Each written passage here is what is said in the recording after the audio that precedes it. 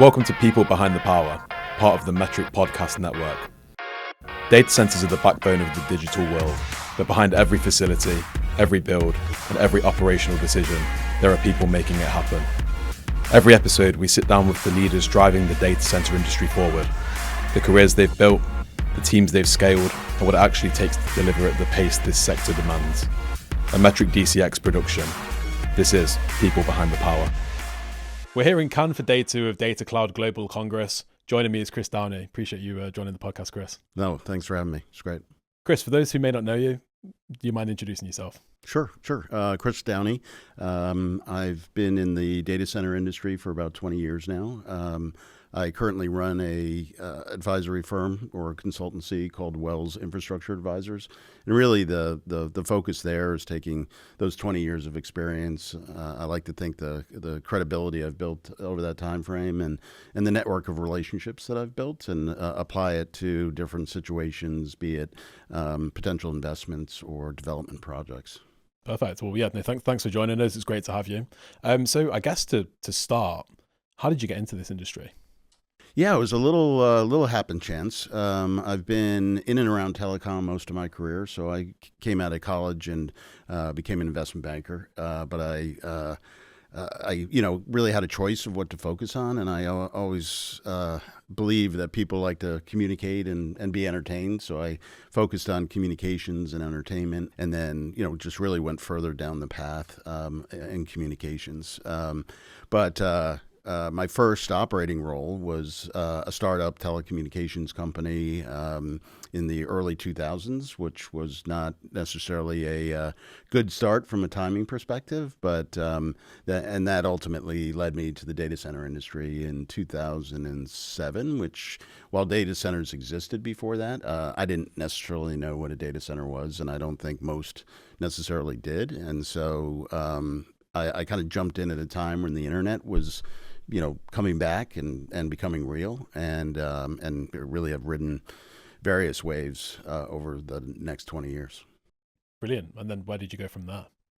Well, I've been the CEO of 2 data center platforms. The first one was called Telex Holdings, and it was a platform really focused on connectivity and interconnection, and we built platforms that enabled thousands of carriers to interconnect at critical carrier exchange points across the country. It was kind of like a mini Equinix, but we controlled some really important environments at a time, again, when the internet was growing up and networks needed to interconnect to federate data anywhere and everywhere, and I was with that business for about 9 years. It had 2 private equity runs, if you will, owned by GI Partners in the first 4.5 years of that journey, and then it got sold to Abry and Berkshire Partners, and we rode that for another 4.5 years, and ultimately the business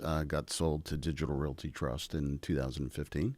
So I took about a year off, and then GI Partners pulled me off the beach and recruited me into a company called Peak 10, which was a smaller data center platform in the Southeast, but it had built a good business and had a really good enterprise base. And so I saw an opportunity to jump in,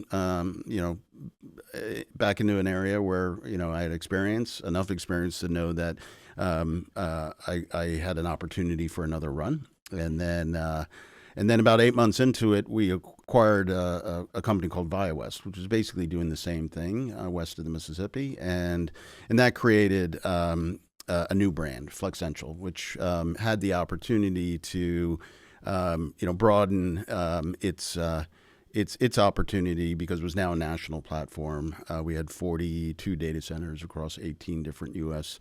Markets, and after the combination, really a relevance to a much broader demand set, because a lot of consumption in the data center industry is multi-market. And so ultimately was with Flexential for 9 years. I seem to have a 9-year itch, I guess, but I left in right at the end of October of last year, and really it was the beginning of a new chapter, and it was just time for me to to move on and think about doing something else. So I left in October, and people kind of use the retirement word, and that's really not in my vocabulary. So I took a little break to do some personal kind of travel with family, and really just started having conversations with people in the industry. And now, I'm doing some project work, I call it, on powered land opportunities and power generation opportunities. And I'm getting a lot of calls from investors in the industry that either have an existing investment or an idea, and they want to again leverage my experience and my relationships, and again, I like to think my credibility. You mentioned retirement. When we had Tony Rasabi on the podcast, we asked him a question about retirement as well, and he just basically said, he's never going to retire. That sort of stamina to go and keep going and keep building something meaningful. So it's great to hear that that's something that you're on the lookout for as well, and that you're doing as part of your own advisory firm as well. Yeah, I mean, I'm having a lot of fun doing what I do. I have run large scale platforms, but now it's more about working on projects that I like with people that I like, and hopefully generating some return over time. But I'm at that stage in my career where I can I kind of pick and choose, and again try to have fun while I keep going. Yeah, great. So I looked at your experience prior to the podcast, and obviously your background is in investment banking and financial. This might be quite a natural transition to go from CFO to CEO. What traits do you possess that you feel like enabled you to take that transition and be successful in that chief executive officer role? Yeah, well, I guess I characterize my career as a bit non-traditional, coming into both the CFO and then the CEO role. But I think the banking experience really taught me, a lot about corporate finance, and gave me a lot of relationships in the private equity and infrastructure community, and really I think the expertise that I brought to the data center industry in particular was just really the ability to be that liaison between the capital markets and the companies that I ran. And obviously it's a very capital intensive business, so you're probably spending a good chunk of your time facilitating or campaigning for more capital. So that's kind of a skill set that I think was good in the situations that I was involved with. I guess while I was a CFO, I also worked, as a president as well, which gave me broader operational experience. A lot of the situations that I've been in are kind of things that need to be fixed or transitioned or ultimately made more healthy than maybe when I found them. And so that required me to, reach across the organization well beyond finance and help really help execution across the company. And so that early kind of president role gave me that broader reach. So it was very natural for me to step into the CEO role.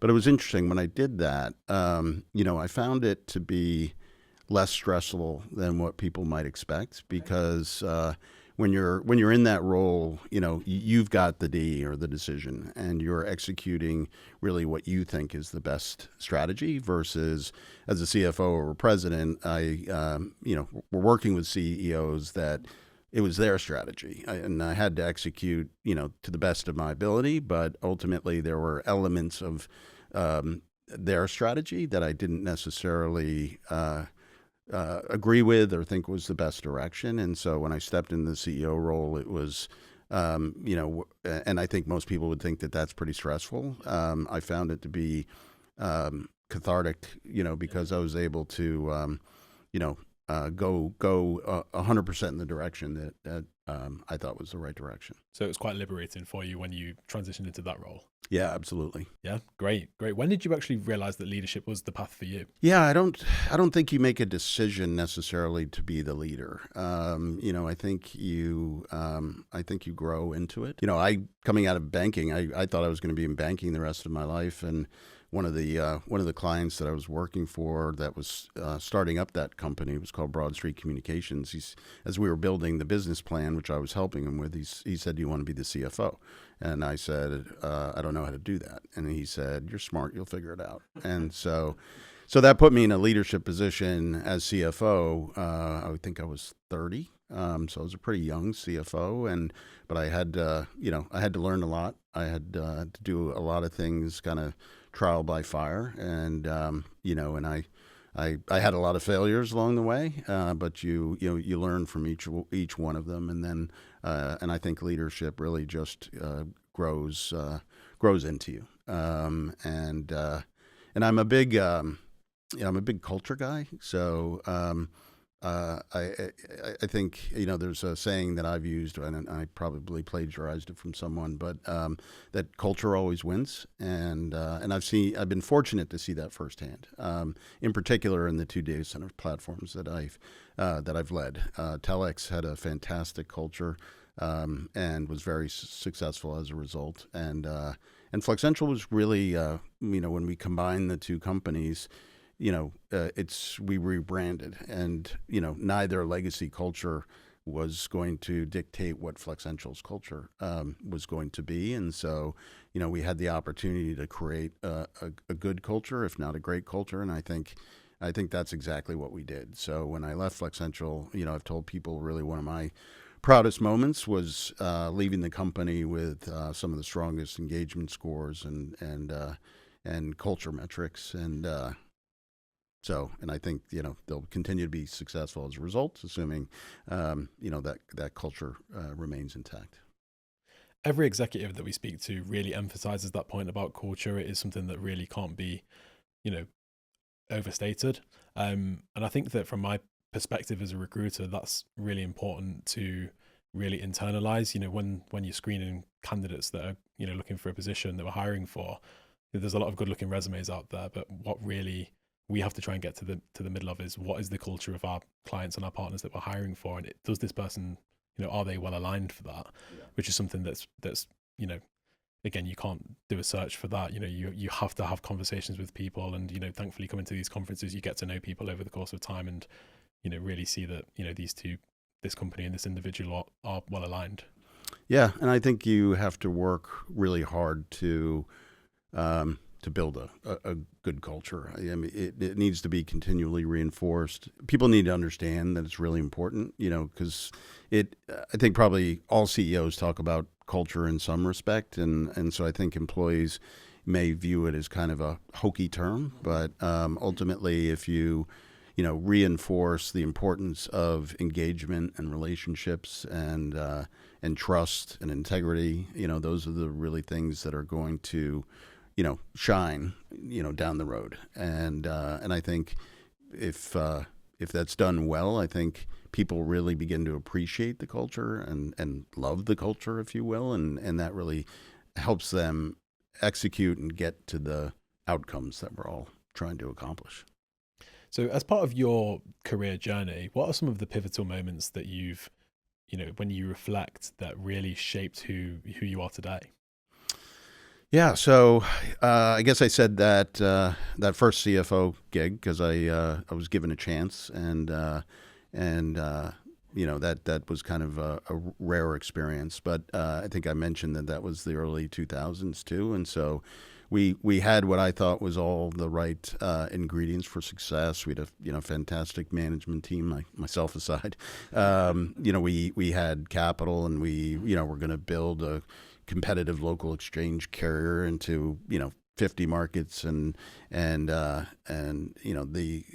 opportunity was there, we thought, until the financial markets cratered, and it took that company down, but really almost every telecom company went into some form of a restructuring or bankruptcy. But when we had to shut down the company, we had 250 people, and we had to let 221 of them go on a conference call 2 weeks before Christmas. And so I look at that first kind of professional operating experience that I had as really something that showed me that something can become valueless, really, really quickly, and so you have to stay diligent and vigilant on every front, because even though you think you might have 100% of bases covered, there's something that you don't know that you're going to have to manage against in the future, and so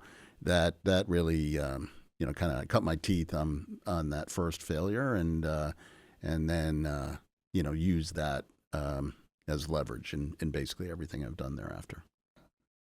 That's a really insightful answer to that question. I think you learn the most when you have these huge challenges, as long as you are someone that can really take what you've learned and go and action that. So it's good to hear about how, you can never get too comfortable. And that's something that you learned during that, obviously, I don't know whether traumatic is the right word, but certainly a integral, moment as part of your career. Yeah. I mean, you really, everyone's going to fail. I guess there's that saying, failure is not an option, but it's going to be a reality at some point in time in some part of your professional career. And you just have to take that and learn from it and apply, what you learned from that failure to the next opportunity. So Chris, what's your approach to building high-performing teams? What do you look for that doesn't necessarily show up on a CV? I guess when I'm bringing people on board, they probably wouldn't be in the interview if they didn't have the skill set. So it's really trying to suss out their mindset or their character, because ultimately, in most situations, you're going to be, working with these people, through good times and bad, and so I focus on trying to suss out that character. This is going to have to be somebody that I can trust, and do they have the integrity that we're all going to rely on as we work through both opportunity and challenge. What would you say that your biggest hiring mistake is, and what did it teach you? Probably a mistake was not necessarily listening closely to some of the feedback of those around me that were also evaluating that candidate. And so as a CEO, you're also fortunate in many cases when you're hiring other C-level positions to use external resources like a GH Smart as an example, and they gave you really deep insights into those things that I was talking about. They obviously can validate the experience, but they really also suss out more of those characteristics that you're looking for in a leader, and sometimes you want to go against that feedback or that counsel that you're getting from the third party because that person has the exact skill set that you're looking for. And I'd say that's probably a situation where, somebody might have been, you're always looking for A players, and somebody may have been rated a B, and you made the decision to bring that person on, because maybe you had a heavy bias on the skill set that you needed. And in my experiences, that's always worked out to be a mistake. So, a really, really good point. We try and do sort of what we call unofficial recon or background checks on people when we're working. All of the roles that we're supporting with, but especially the ones that are really, really critical hires.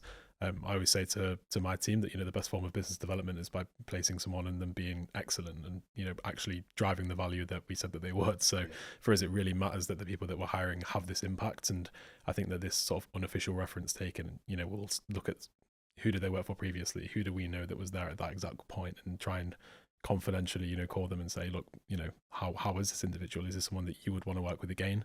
And that's always been something that's been successful for us. So I think that it's a great point. Yeah. You never know whether you're getting the the honest feedback necessarily, but I think networking out into the ecosystem to see what the feedback is on that person is important. And I think with tools like LinkedIn, as an example, you can figure out, whether there's some touch points that'll give you some good feedback. Exactly. In our previous question, we were speaking about what, doesn't show up on a CV and what it is that you're actually screening people for when you're interviewing them. And the things are obviously naturally challenging things to get a deep understanding of when you are interviewing someone. Things like integrity, things like values, those key points. I just wanted to do a bit of a deeper dive into that. What types of things are you asking in an interview? What is it that you, or should I say, how are you actually going to try and uncover this over the stage of a couple of interview rounds, or potentially one in-person meeting? I think perhaps maybe some of the questions that we've been talking about here. Really what gets you out of bed in the morning. What excites you. What are some successes that you've had, and why do you think you're successful? What failures have you had, and what did you learn from them? And then perhaps probe around. What they do outside of work, and if you're kind of getting those stock answers, then you perhaps can think that person perhaps is just not being transparent or not telling you the truth. And so I think those types of questions can help you suss out who that person is. And do you think it's generally like a gut feeling decision on whether this person is the right person for the culture that you're trying to build? I think so. At the end of the day, I mean, you have to trust your instinct, and a resume is just a bunch of words, and so kind of really understanding who that person is as a human, and are they going to be additive to the culture of the company, or are they going to be toxic? Because some people with great skill sets can be a real detriment to a team and to culture. Exactly. How do you develop internal talent versus bringing in external experience, especially when you are in a high growth private equity backed environment? Yeah, it's an interesting question, because I think it's always good to build from within, because you have you have a lot of learnings, you have a lot of institutional knowledge. But in at least one of the situations that I've been in, when I brought two teams together, I took a best athlete approach versus, making sure I had absolute A players approach. And I think while I did have some good athletes, they bring, in that situation where I was putting two cultures together that had different experiences, they kind of brought their institutional legacy perspective. And in that situation, we really had a new company that needed a new perspective. Yes, it needed to rely on everything that had been built in the past, but sometimes bringing in fresh perspective helps you see things that the legacy perspective, just because it's been doing it for 15 to 20 years, may not appreciate or just hasn't seen before. And in those more complex situations, you need people that have seen other things, so that you can apply them to a given situation. It's a really interesting point, speaking about the experience that you can get by hiring externally, but also the challenges of sort of integrating them into your culture. A lot of people that have been incredibly successful at their own businesses naturally want to kind of do things the same way, but fundamentally that's not why you're hiring them. You're hiring them to really, I guess, raise and elevate your culture. Right. And I think that it is interesting when you are promoting people internally, you at least have a track record that that they are aligned with your culture, because you've got however many years of them having worked at your business. Yeah. I think in the situation I described, it was really we were creating something new, and it needed to be different. Again, it could rest on a foundation of the past, but it was charting a course that no existing employee had been on before. And so, is there a better athlete out there for that new chapter? Then perhaps the really good athlete is was a player in the legacy context, but not necessarily the A player for that next chapter that may require better perspective on, on scale, because you've kind of tripled the size of the company instantaneously, and that just means you need to figure out how to do things even smarter than maybe in the past things were done, just harder but not smarter. Yeah. Do you think that there's a time to hire someone that might not be an A player in terms of their technical ability, but they are really, aligned with the culture, and sort of bringing them on board and saying, we're going to upskill this person because we feel like they have such a rare or unique mindset?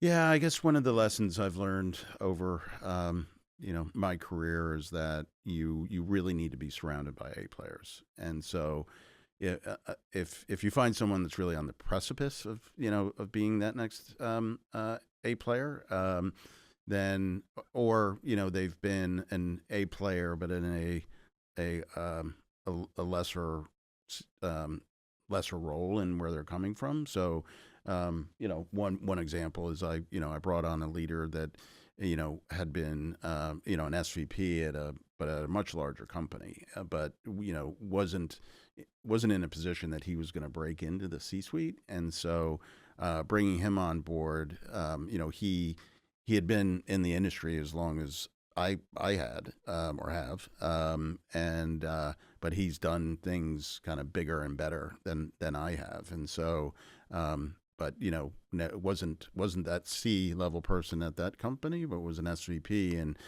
I took I don't want to say chance, I went forward with that hire because I felt that he was the A player that we needed at that time, and it worked out pretty well. It's good to hear you being really clear and not compromising on the standards. If the standards are here, we want to be hiring people that meet the standard and hopefully go and elevate that, rather than compromising because there is a role open that really needs filling. Yeah, absolutely. Great. When you evaluate the current talent landscape, what has changed over the last 3 to 5 years, and what roles do you think are the hardest to fill or fill successfully?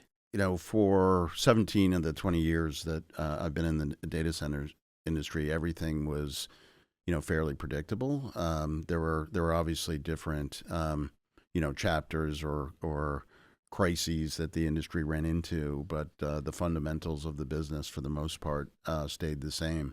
With the advent of AI and the GPU infrastructure that supports it, obviously, everything's accelerated faster than anybody had it ever expected. Tenfold, 20-fold, and so really, everything is changing, and the raw materials, which include talent, that have supported the industry, are in such high demand that it's created a challenge, for the industry to meet that scale and that pace of scale. Be it the C-level people that actually have experience, because there's a bunch of people jumping into this industry that have not been in the industry for 20 years, haven't been in the industry for one,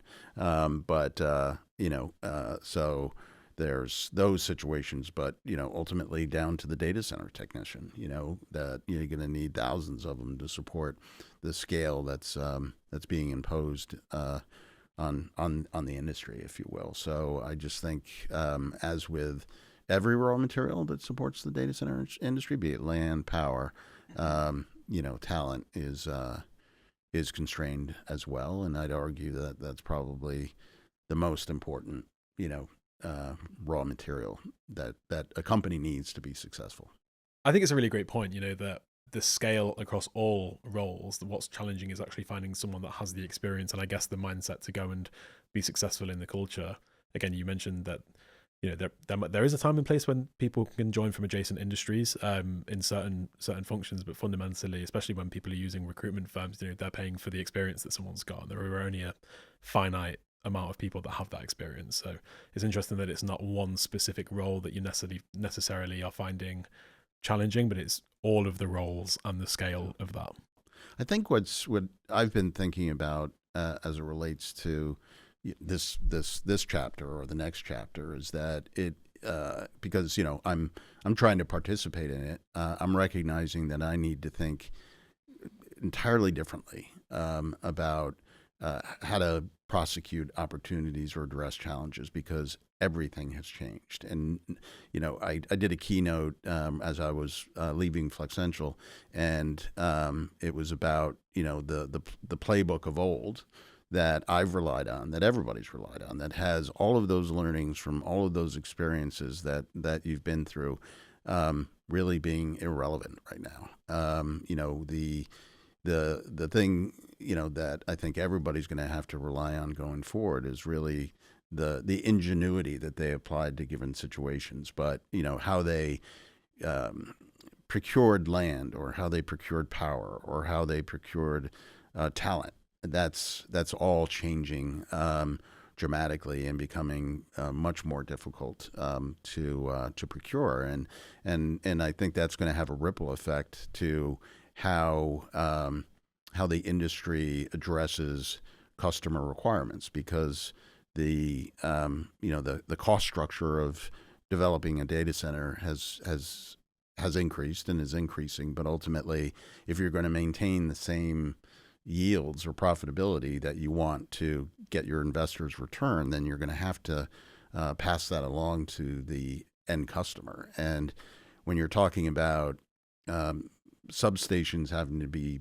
built up front, and transmission having to be subsidized, and infrastructure taking 3 to 5 years to procure versus 12 weeks, that just naturally increases the cost, and that's going to have to find its way into the customer's cost structure, which I don't think has really happened yet. The hyperscalers are one thing, and that's a very different marketplace, but there's thousands of customers that reside in data centers today that need more, and it's not GPUs, it's CPUs, but their ability to get it in the way that they need to contract for it is going to change, and I'm not quite sure they're ready for it, but it's going to happen. So Chris, we were just speaking then off camera about the importance of culture as it pertains to retaining employees when there's so much capital, and companies are offering a lot of money to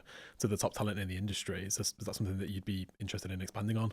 Yeah, sure. So, obviously with the demand on talent, and you mentioned money, there's a lot of money being thrown at people, and ultimately, I think you should expect, though, if you're the one throwing the money to get at people to get talent, that someone's going to come up a month later, 2 months later, and probably throw more money at that person. And so, really, what's probably the only thing that's going to keep that employee there is their relationships with their peers, their engagement, and their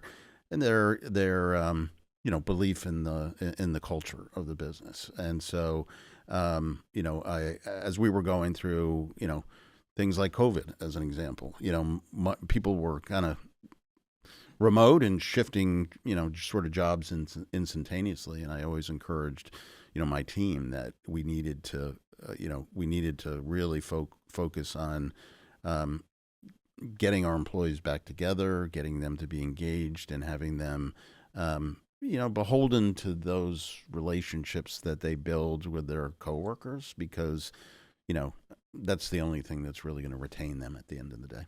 Absolutely. And, you spoke about it earlier about culture. And I think the thing with culture is it's only as effective as you are able to articulate it. And, it's important that that's embodied when they're in the business. But I think when you're trying to hire new people, you have to be able to articulate what that culture looks like. And then when they join, it has to be exactly as you've advertised. Yeah. And I think you need to reinforce it from day one. I did one very simple thing at Flexential, and I didn't do this at Telex, but I started doing it in the early days of Flexential. Is we have a CEO onboarding call. It's not mandatory, but you're invited, and it was once a month for the 20 people that we hired in the given month, and I got on a Zoom with them and really just told them who I was and why I'm passionate about the business, and it was an opportunity for me to reinforce my view of the importance of culture out of the gates, and also tell them it's not something that I dictate. or management dictates. It's really going to be built by them and the people around them, and so I had that opportunity to reinforce it. But the other thing I would tell them is that there's no position in a company that's more important than any other position. So, some people look at the CEO and think you're the most important person, but, on those calls, I would say, look, I don't know how to do your job, and I would presume that you don't necessarily know how to do my job. But if we both don't do our jobs, then we're not going to accomplish what we want to accomplish. So I thought that was really important to show them that that's my perspective. But then I'd also ask them to tell me about them and share a fun fact, and that gave you an opportunity to know whether they were somebody that's been to 49 states and trying to get to the final ones, and or they've run 12 marathons, or they play an instrument that you've never heard of, or they have a pet iguana that's named something. And so it's kind of it's a warm introduction, and I got a fair amount of positive feedback that people had never done that before and never had the opportunity to meet or talk with to the CEO. And I said, well, look, please consider me accessible from here on out. And I think it was a great way to start. I think that's a really great and important point as well about that culture and what it looks like from day one. I've recently read a book called The High Performance Book by a guy called Jake Humphrey, and he speaks about Toto Wolff, who was the executive director or the head of the Mercedes Petronas F1 team, and on his first day in the business, and his background is a high level private equity background. On his first day into the business, the first thing he saw when he walked on the table was like a last week's newspaper and a dried up coffee cup, and that said to him everything about what was wrong with that culture. And so the first thing he changed was he said, this never happens again. And when he joined, it was a really underperforming organization, and in the time that he was in charge, they became I think they had the most successful F1 stretch ever. But it's that day one culture, is the business as advertised to the people that we brought in.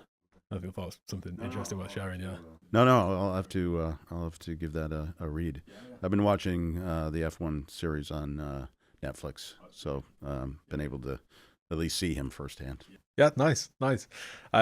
Great. So my next question is, what motivates you to continue pursuing your career path?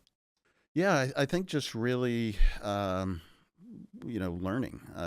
In everything that I do, every day I'm learning something. I think the other thing though is, the relationships that I've built in this industry in particular, having been in this industry for 20 years, well, really all the CEOs in the business have been at things like this event in Cannes or PTC, and we've all been doing it together for 20 years. And so, you might think we're competitors, but I really look at all those relationships as some of my, closest friends. There was an interesting experience I had at Flexential.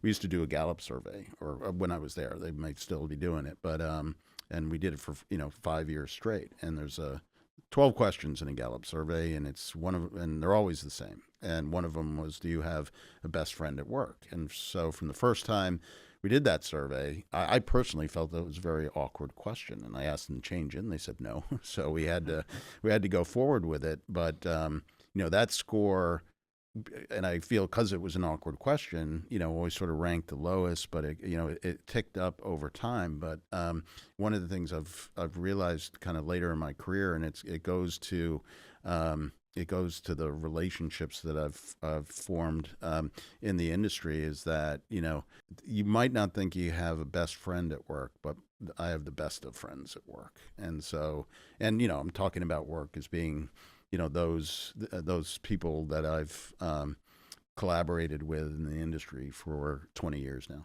That's a really, really great answer. No, thanks for going into detail there. Next question is, if you left the industry tomorrow, what does your successor look like, and what are their characteristics? And potentially this might be even more relevant given your role at Flexential and having moved on in October of last year, and Ryan Mallory taking over as CEO.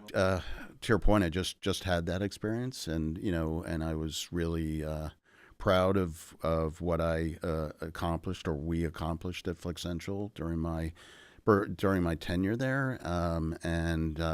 What I recruited Ryan in from Equinix probably 5 years before the transition, and I saw someone that had a breadth of experience that was probably, or is, broader than mine at that point in time. He had a very similar DNA in terms of his experiences in the industry, and I saw somebody that was well respected and had every potential to be a very strong leader. He probably was a very strong leader in his roles at Equinix and those before that. So I brought him in to help me execute and work side by side with me, and then but I ultimately was, I guess, recommended to the board that he become my successor because of those shares that those traits that we shared, and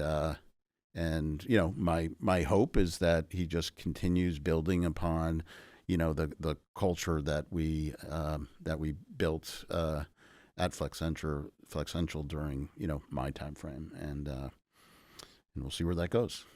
Great. And just to dive a little bit deeper there, what are the actual traits that you're talking about? Is it things like integrity and values, work ethic? I mean, I know that those things are a given, but is there anything else? Yeah, no, well, I think, through my entire career, I think the most important trait that I exhibited was that it was integrity. That if I said I was going to do something or deliver upon something, I did it, and people could, rely that, whether it was integrity of decision making, integrity of employee relations, integrity can apply to just about everything. That's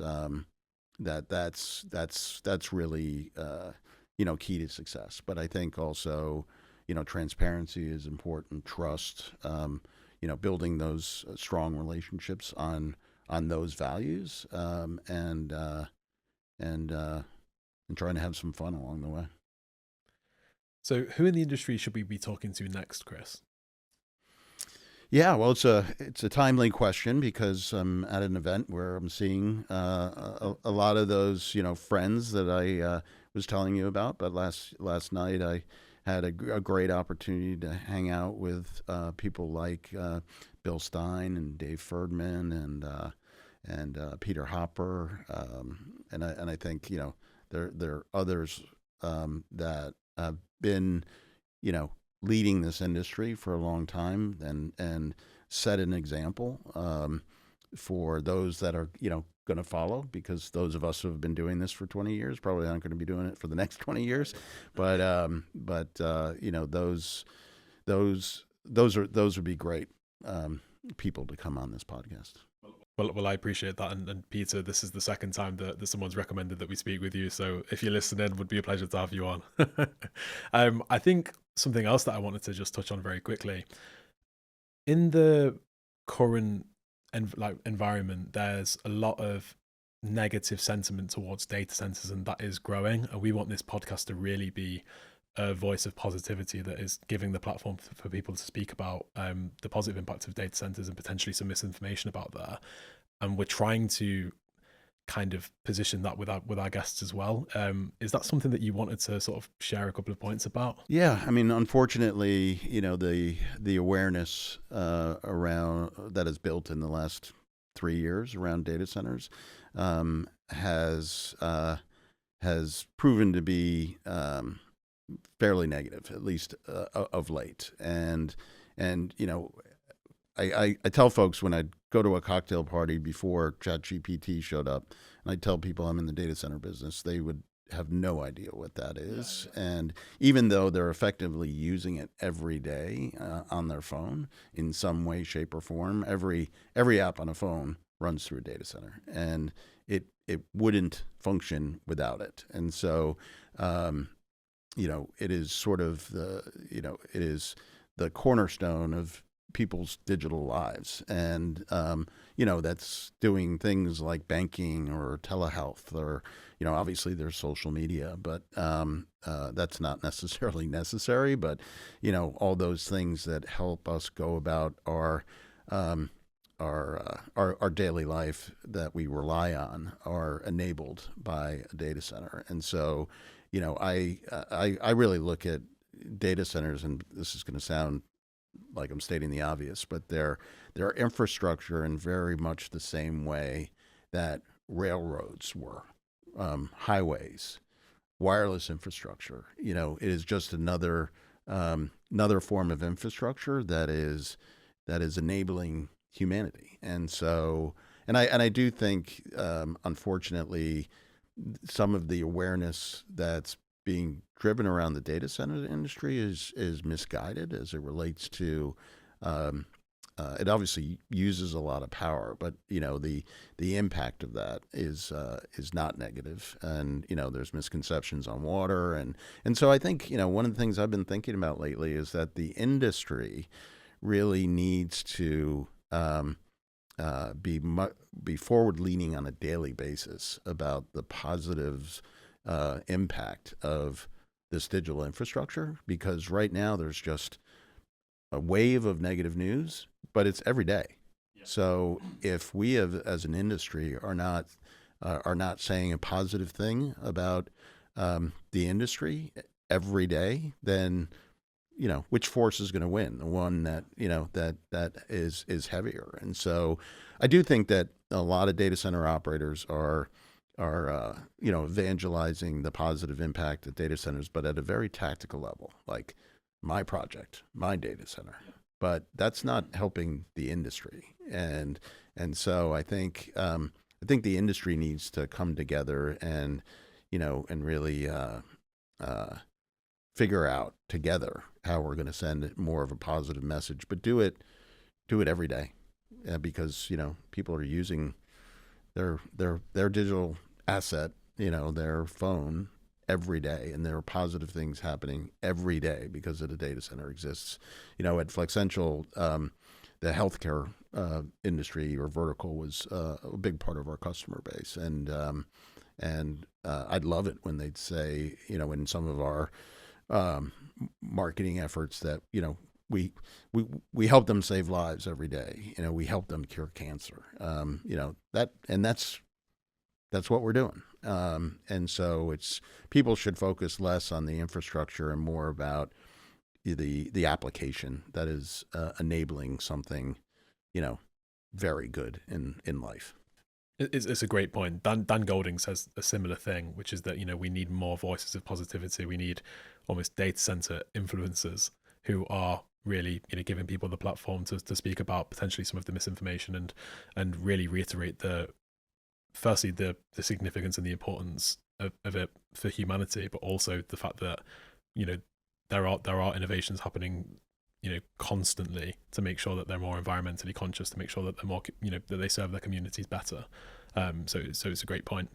I also think I think some things that people say are negatives are going to change as the model changes, right? I think you have some data center platforms or those that are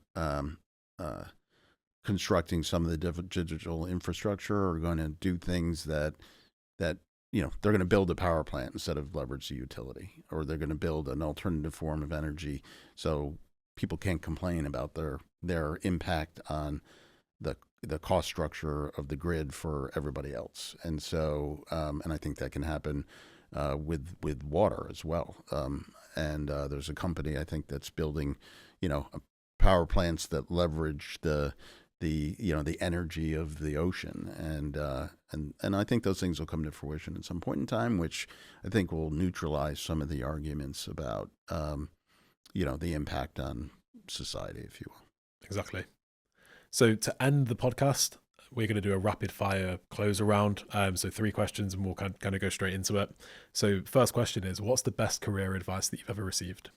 Yeah, I think it's that first thing I cited earlier, which is, you're smart, you'll figure it out. I was given that opportunity, and I think while you may never have done, the given thing before, you've done a lot of things that can, help the ingenuity that you need to tackle that next task. Great. What's one trait every leader in the sector needs in 2026? Ingenuity. I know I've said that a few times, but the playbook of the past is irrelevant, and you're going to need to rely on your ingenuity and your creativity to tackle that next challenge or take advantage of that next opportunity. Finally, is there a book, podcast, or a person that has influenced your thinking recently?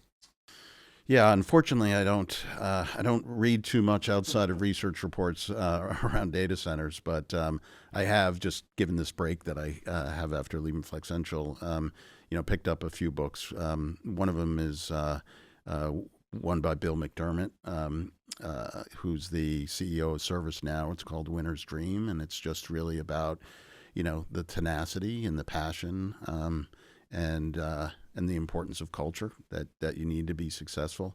And the other book I picked up, which is kind of relevant to my early career, is it's called it's by John Malone, and it's called Born to Be Wired or something like that.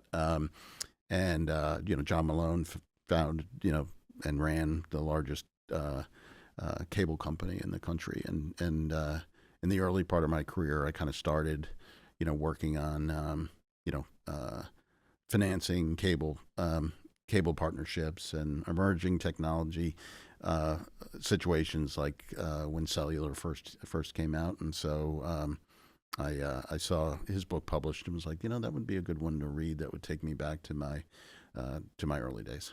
Chris, thanks for joining us on the podcast. It's been a real pleasure having you with us and going into some details about your leadership journey. Thanks for having me.